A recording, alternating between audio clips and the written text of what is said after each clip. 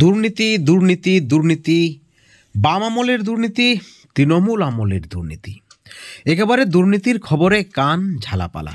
আরও একটি বড় দুর্নীতির খবর, 2009 সালের প্রাথমিক চাকরি যারা পেয়েছিলেন তাদের পুরো প্যানেলেই বাতিল। ঘটনাটা কি? প্রাথমিক নিয়োগে আবার চাঞ্চল্যকর নিউজ আপনাদেরকে জানিয়ে রাখি। এবার এমপ্লয়মেন্ট এক্সচেঞ্জের কার্ড জালিয়াতি, এবং এই জালিয়াতি করে 2009 সালে চাকরি পেয়েছেন অনেকেই। সিআইডি তদন্ত শুরু, এবং আপনাদেরকে জানিয়ে রাখি যে আরও চাকরি হারাতে পারে এই ধরনের যে খবর।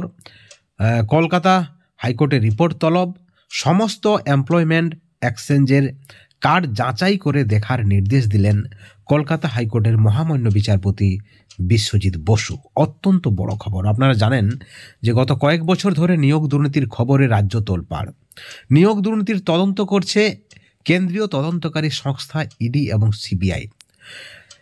এবং এই যে দুর্নীতি, অনেকেই বারবার একটা কথা বলেছিলেন যে দুর্নীতি হয়েছে তৃণমূলের আমলে, কিন্তু দুর্নীতির বীজ লুকিয়ে রয়েছে বামফ্রন্ট আমলে। অভিযোগ পাল্টা অভিযোগের পালা, তর্ক বিতর্ক রাজনৈতিক মহলে। ঠিক এই পরিপ্রেক্ষিতে যেখানে 2016 সালের এসএসসির পুরো প্যানেল বাতিলের মুখে, আপনারা দেখেছেন গ্রেপ্তার হয়েছে তৃণমূলের একাধিক মন্ত্রী, একাধিক হেভিওয়েট ব্যক্তিরা, শিক্ষা দপ্তরের একাধিক আধিকারিকরা।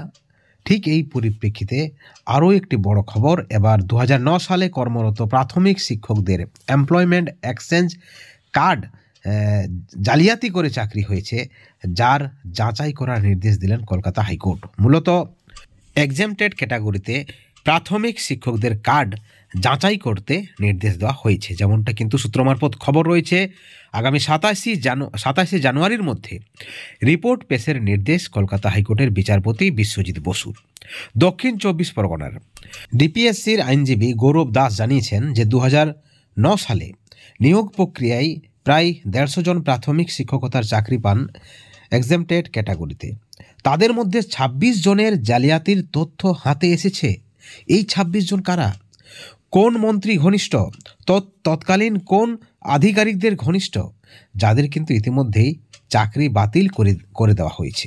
এখন দেখার বিষয় এখানে আর কি তথ্য উঠে আসছে সোর্সের মধ্যে, আর কোন ধরনের ভূত লুকিয়ে রয়েছে। টাকার বিনিময়ে চাকরি, নাকি ঘনিষ্ঠতাদের চাকরি পাইয়ে দিয়েছেন, সেই বিষয়েও কিন্তু তদন্ত চলছে, তদন্ত করছে সিবিআই। অর্থাৎ হচ্ছেটা কি?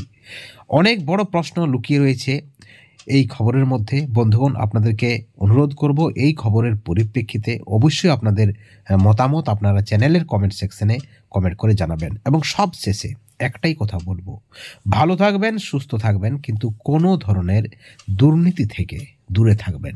Thank you so much.